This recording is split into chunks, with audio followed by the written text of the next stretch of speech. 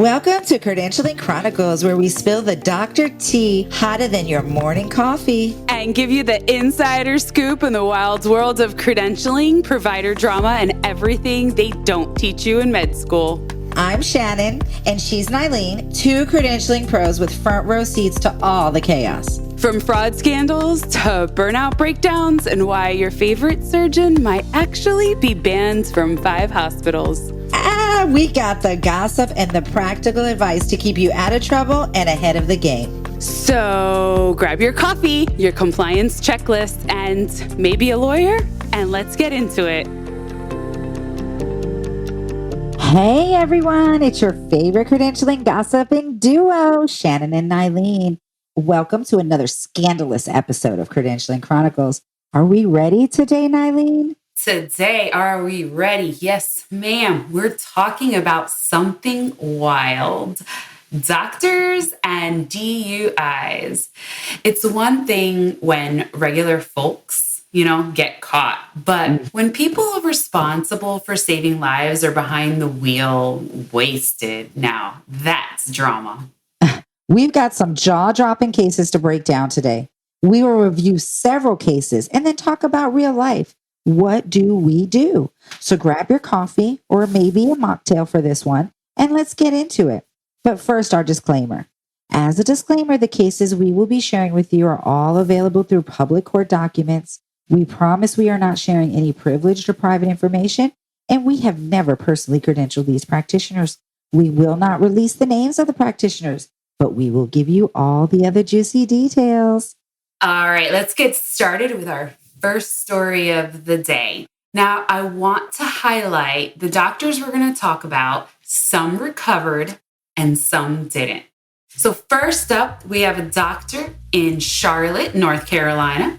And this doctor got pulled over for swerving. And guess what? She refused the breathalyzer. Like, girl, what were you thinking? No, refusing it makes it worse, I've always heard. That's a major red flag for investigation that will come out of it, isn't it? Yeah, so here's the deets, right? So she's a female doctor and she's 41. And according to Charlotte Alert News, she was arrested in November of 2024. So this is really recent. She was charged with a DWI, I guess driving while intoxicated, that means, right? And you know what's curious though? She was actually awarded top doctor for 2023 and 2024 So she for the same year. Yeah. She had some stress.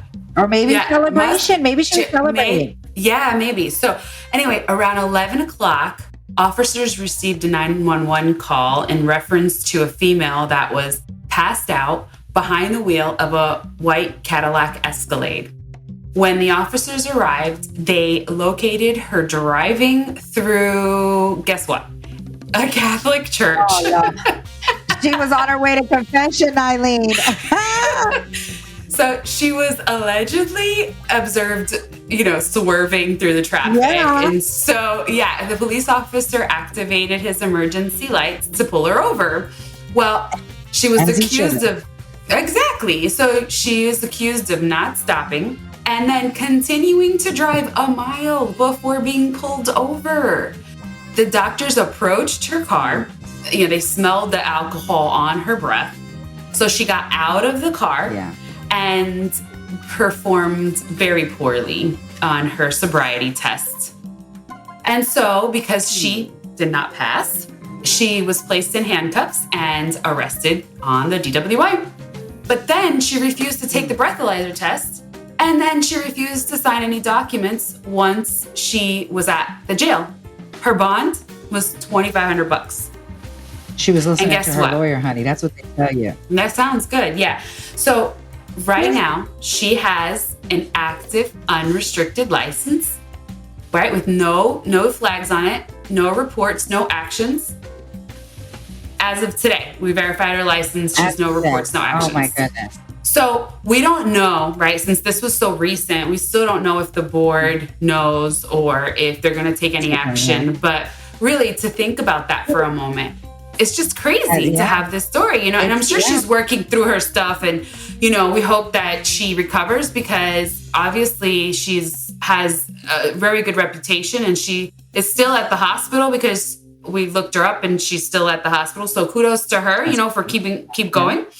So we'll see. We have to follow up, see what else happens to see if eventually. We probably got to check, verify in 6 months and see if there's been any. If the board took any action. And then we're going to find out a little bit later with another story why sometimes it may take a while. But as of right now, it's been a couple months since this happened. So it'll be curious to see how this develops. So Shannon, do you have any local stories out on the West Coast? Well, maybe I have something that would top that, because my lady was swerving, was in a car, was a woman. Oh my God, I think our stories might actually be perfectly aligned, Eileen. Am I talking about the same woman? And actually, this happened too very late last year. A neurologist right here in Washington, huge story, because this one actually had the body cam footage. And it was all over YouTube. It has over 1 million views, Eileen. It's crazy. Oh, my goodness. Oh, no. She got caught in a hit and run while 3 times over the legal limit. You got to do some serious drinking for that. Yes. I don't know if she was celebrating. I don't know if she has some stress. But her blood alcohol level, when they breathe into the little machine, the breathalyzer machine, she did not refuse. She actually breathed it into it, okay? 0.23. I mean, it sounds like a big number, right? I don't know. I know that it's 0.008 is what you're supposed to be good with. So 0.23 sounds big to me. Oh my goodness. Well, I mean, at that point, you're lucky to even be conscious, let alone driving. Exactly. And everything was caught on the body cam footage. The field test, which she couldn't keep her balance. She couldn't follow the simple instructions. Nylene, it was horrible. She got suspended indefinitely. And now she retired, Nylene. She actually just went out for retirement. Before that, she was this distinguished medical career like your lady. She was specializing in conditions such as Alzheimer's, dementia, helping many patients, Parkinson's. And now she's retired, Decades of work down the drain over one reckless night. I'd say if you are listening, doctor, your medical staff professionals can take you through this and get you back working if that's really what you want. Right, Nylene? Because we're going to talk about it later, but they can, right, Nylene? Yeah, absolutely. You can definitely survive. Now, it's not without heartache, and it's not with being embarrassed for the rest of your life. So really, we're going to have some really good, just real life PSAs for doctors. You work so hard to do and study for so long. It's just not worth that, medical staff party that you went to, right? And had, your 2 glasses of wine. And just walking away from your career, it's just not, It's not good to just walk away. This episode of Credentialing Chronicles is sponsored by Advanced Quality Compliance, your white glove credentialing crew. We get it. One person doing the work of 5, audit season looming, files all over the place. AQC steps in with expert hands and calm minds, digitizing your chaos, handling the details, and keeping you audit ready 24/7. Think less stress, more success with a touch of luxury. No stress, no mess. Just AQC white glove service. Visit aqccbo.com to get started. So this is the one that I want to make sure we really dissect, because it has the most public information available. Okay. And this one takes the cake. All right. Okay. So not that we're picking on women doctors, because we're women. We don't want to pick on women doctors, but we are going to pick on women doctors today. The last couple times we picked on male doctors. Was this another woman? Another woman arrested for a DUI. Well, people cannot say that we're man-hating, because today is a woman episode. So, okay. Oh, listen. So this female doctor got pulled over, arrested. So she actually got arrested for the DUI. Then she showed up to work under the influence. And get this, she worked the entire overnight shift. Imagine rolling into the ER with your doctor still feeling the effects of the happy hour. Okay, break it down, Eileen. What are you saying? I'm gonna break this down. Here's the details. So she was pulled over. So it was February of 2009. Oh, Lord, Right. took us back again, Eileen. I took you back. So Yeah, this took is you why we back. got all this information, because the board finally yeah. kept up with reporting it. Because the investigation was finally done. Yeah, yeah. It takes this long, right? So she was pulled over in February of 2009 after the police officer again saw her weaving, and it was 6:50 p.m. Okay, she was driving erratically, almost hit another vehicle. She was arrested, booked on suspicion of driving under the influence of alcohol, and they tested her limit, and her limit was only 0.12, which was half of the other ladies, but still drunk, The legal limit, like you said, was 0.08, okay? Now, check the efficiency out, girl. This doctor got arrested at 6:50. She was booked by 8:01, and she was out of jail, bonded out, and in the ER working by 9:30 that night. Can we talk about some efficiency here? Oh, my goodness. So she was released in the what? jail system in that town is efficient. Let me tell you. So she had some dedication. She must have worn that out, Anyway, she got to work. She's like, I gotta get out of here. I gotta shift. Exactly. She gets to work, right? So she got to work at 9:30. Okay, so what happens after that? Nobody got hurt. So she didn't hurt any patients. So that's luckily, right? Thank God. Yeah, no, Right. thank God she didn't get hurt. That nobody got Right. hurt because, you said the whole night shift. Right. So she worked the whole night shift. So, And then what happened? Did the medical license board find out? Did they do anything? What happened after that? Yes. Well, this is a wonderful case because we have the full transcript available on the board, and it's a public information. So let me review what happened. So the incident happened in February of 2009, and the board took action. She got 3 years of probation, and that was through the criminal court. But the licensing board took a little bit of a different action. And so we're going to go over a couple of the things that the board does. So October, so it says she completely abstains from using any products or alcoholic beverages since October. So they gave her from February to October. We're hoping she abstained right after the incident, but whatever, they gave her October. So she stopped drinking after October. Then she has to participate, and this is out in California. So every state has some type of program where the doctors can join to kind of help them get through this. In California, it's called the Pacific Assistance Group Alcohol Diversion Program. So she had to sign up with this program.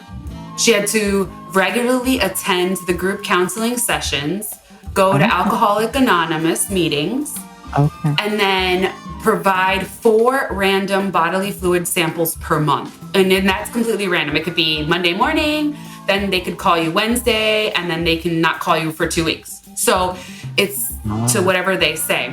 They have specific requirements. Yes, but they let her keep practicing medicine. Does it show probation on the verification? Like, did you verify it? Yes. So if you verify, it tells you she got 3 years informal probation with terms and condition. But then her licensing board goes over her entire disciplinary order, and it says what she's allowed to do, what she's not allowed to do. So the board said she has to abstain from any use of alcohol. She has to be part of this program. She had to have the biological fluid testing randomly. She had to take an ethics course within 60 calendar days of the effective date of the decision. And then, so number 5 is something that brings me back to what we've been speaking to. So the board mandated her, it says, and I quote, "Prior to engaging in the practice of medicine, the respondent shall provide a true copy of the decision and accusation to the chief of staff or the chief executive officer at every hospital where privileges or membership are extended to respondent, and at any other facility where respondent engages in the practice of medicine." So the board mandated her to tell on herself. It's not like they are going to just mail her hospital and different practices a letter saying, hey, by the way, she just got action, right? And I mean, really, it's the medical staff professional, right, that is going to walk her through all of that once she makes that disclosure. I'd really like to take this moment just to say, any MSPs out there that are listening to us, tag us in your story. We want to hear, keep the names out of it, but we want to hear about what happened. You know, give us some show ideas, right, Nylene? Oh, absolutely. Absolutely. So next, very important restrictions that were given to her. For example, she wasn't allowed to supervise any physician's assistants. She had to obey all the laws, which we hope so. Quarterly declarations under penalty or perjury on forms provided by the board. She had all these other, rules that she had to follow. The point is that she was on probation for 5 years. After that 5 years, and during those 5 years, she has to practice medicine, coincidentally. That's her job, yeah. That's her job. So they're not going to take away her job, right? Because they don't want her to lose her skills and whatever. They just want her to comply. Medical staff is aware. Everybody's aware. But then at the end of her probationary period, she's able to then go back to the board and say, hey, by the way, can I have this restrictions lifted because I've been complying with everything? Sure enough, she completed her probation.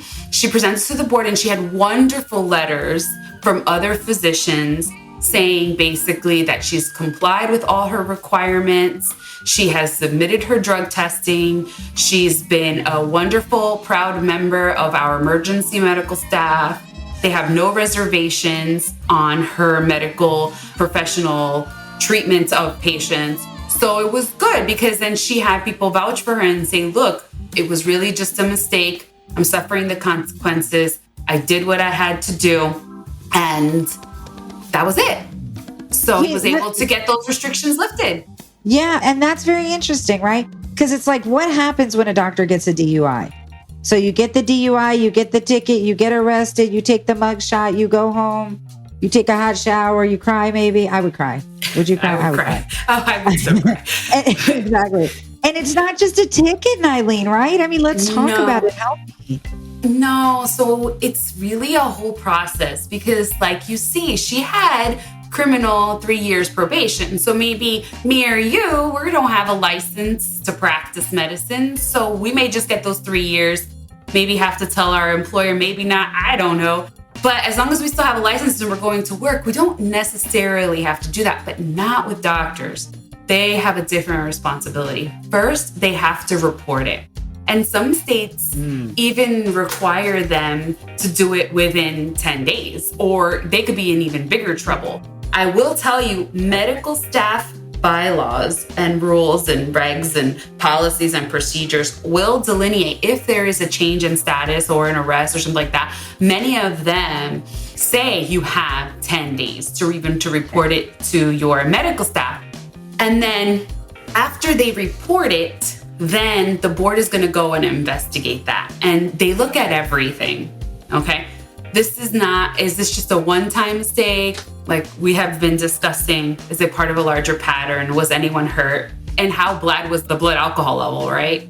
And then if it's serious, right, if they find that it's serious, they can suspend, revoke, and then put doctors on this type of probationary restrictions. And then some have to go through that alcohol monitoring program or mandated rehab. And then this doctor had to do both. And so that's really interesting to think about because, the states, you said this is a state program that like only doctors go through it, or do other health professionals, APRNs? Yes. Please help me. Yeah, so sometimes they have separate ones. So I know in the state of Florida, the doctors have their own, and then like nurses have their own.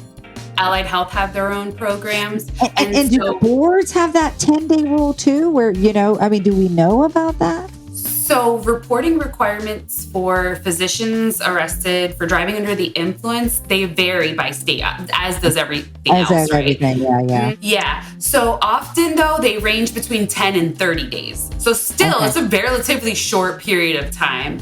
Yeah. What I can tell you is that failure to comply can lead to additional disciplinary actions or the board not being as lenient. So Let me give you some It sounds examples. like they give you just enough time to get your ducks in a row before you got to report, right? Right. Yeah. So, for example, California is 30 days. This includes any verdict of guilty or plea of guilty or no contest for any felony or misdemeanor. So, yeah, depends on the level of the crime that was committed. Now, Georgia, while misdemeanor DUIs, arrests may not require immediate self-reporting, felony DUIs have to be reported within 10 days. So heads up to my sense, right? Georgia friends. Yes. And then same thing with New Jersey. Florida has 10 days. Arizona has 10 days. So yeah, they all vary. So while many states have reporting requirements, the specifics really can vary. And so it's essential for physicians, to look up with their state medical boards and licensing authority if this really happens. So to be proactive, as you mentioned. Yeah, and the medical staff professional in your state knows the specific amount of days that you're needing to report within. They can kind of walk you through those items, kind of help you with even writing out your report. I mean, again, your medical staff professional is going to be your best friend through that process, right? Oh, yeah, absolutely. They're going to be the experts, not only on your local bylaws, but on what to do, what the programs are, because doctors, physicians, associates, nurse practitioners, you're not the first ones. You ain't going to be the last ones. Even though it's embarrassing and it sucks, you're not the first. Yeah, Shannon. So, a DUI isn't just a legal issue, right? It can really kill your career. It doesn't have to, but it can, I know, reputation, right? You work so hard for something and then, one thing, ruins everything. Patients might not trust you. Malpractice insurance skyrockets. And good luck getting licensed in the state after that, really, truly. Right. Exactly. If the board knows about it, then it's going to trickle down. If they take action, other boards could take action too. So, and let's not forget about the hospitals, right? They can drop you. Insurance companies can also take action because remember, insurance companies credential as well, guys, not just to hospitals. I know we talk a lot about that, but insurance companies are credentialing doctors too, and they can drop you for having a DUI on your record or getting arrested or having a criminal offense too. All right. Before we wrap up, let's get real for a second. If you're a doctor who gets a DUI, what should you do, Nylene? Let's talk about that. First, you're going to run. You're not going to walk. You're going to run and get a lawyer, like real fast. Okay. Second, you're going to report it. You're going to report it. The sooner, the better. Okay. And number 3, if you have a drinking problem, just get help. The board is going to take you more seriously if you show that you're taking the steps to fix it. And for patients, if you find out your doctor has a DUI, ask questions. You have the right to know. If you go to see a doctor and smell alcohol or suspect alcohol, ask to speak to the office manager immediately. Number 1. Yes. And if you go to if the doctors go and speak to the credentialing teams, like you're the gatekeepers, make sure nothing gets swept under the rug. Even if you love this doctor, even if it's your pediatrician, even if it's your BFF, be kind. Provide an environment that doctors feel safe to disclose this information, but that it's kept confidential until everything is investigated and done correctly, but that you follow the correct protocol. Tell your director, tell your medical staff immediately, and make sure it gets handled appropriately. Exactly, right. And to be honest with you, are there any other tips that we have, for practitioners, that they could just do? Let's say they're out, and something does happen. What do you think, Take an Uber. They're out. Yeah. Take an Uber, right? When you go to that medical staff party, like I know that they always offer wine and champagne. It's fine, but take an Uber, please. Exactly. Engage in continuous learning to stay updated on your ethical standards, your best practices. Have a relationship with the medical staff leadership at your location, at your facilities.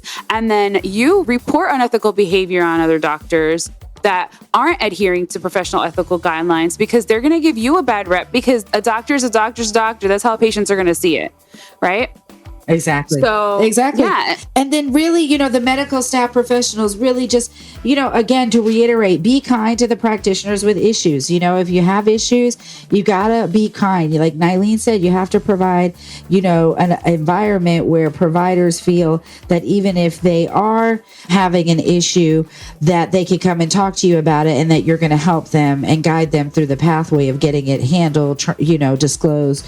And then really, if hospitals or boards or whoever are going to put on Christmas parties or different functions, they should maybe provide an Uber, provide a Lyft, provide a $10 coupon for the Lyft service or the Uber service, just to kind of have an extra. Hey, I think that's a great Doctor's Day. Yes, that's a great Doctor's Day idea. Like, instead of providing the $10 umbrella that nobody uses and has 20 of, like, provide a $10 gift card for, like, a Ubering service so that they can exactly get or Lyft, yeah.